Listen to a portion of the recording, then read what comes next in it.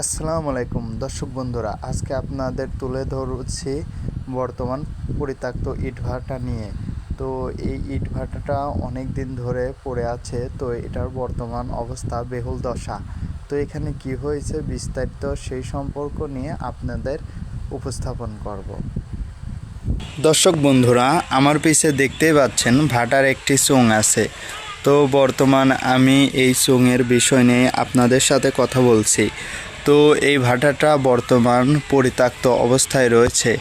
এটার মালিক যে কোনো কারণেই হোক বন্ধ রাখছে এই ভাটাটা।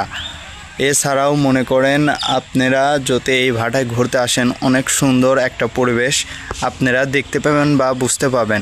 দর্শক, আমার চারদিকে কিন্তু এখনও ইট রয়েছে, এই ইটগুলো এখনও ফুরায় নাই। তো বর্তমান অবস্থায় এটার পরিবেশ অনেক সুন্দর। একদিকে সবাই খেলাধুলা করছে, আর একদিকে পিছনেই দেখতে পাচ্ছেন পরিত্যক্ত অবস্থায় রয়েছে অনেক সুন্দর ঘাস। এখানে ছাগল বা কৃষি আবাদ সহ অনেক কিছু হচ্ছে। আপনারা যদি এরকম পরিত্যক্ত ভাটা বন্ধ থাকে তাহলে আপনারা অবশ্যই খুশি হবেন, কারণ এই ভাটা না চললে আমাদের জ্বালানি খরচ হবে না। এছাড়াও বর্তমান সময়ে যে সকল ঘূর্ণিঝড় বা ভূমিকম্প হয় এটা প্রতিরোধ থাকে, আর ভাটা চালানো তো বর্তমান সরকারিভাবে অবৈধ থাকে।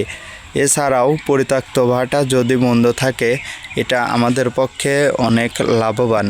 এছাড়াও এই ভাটার চারদিকের পরিবেশ এখন বর্তমান অনেক সুন্দর। আপনারা অবশ্যই দেখতে পাচ্ছেন আমাদের এইখানে কিন্তু খেলা চলছে। এরকম যদি খেলা চলে তাহলে আসলে পরিবেশটা সুন্দর লাগে এবং চারদিক দিয়ে দেখার জন্য অনেক দর্শকও কিন্তু বসে আছে।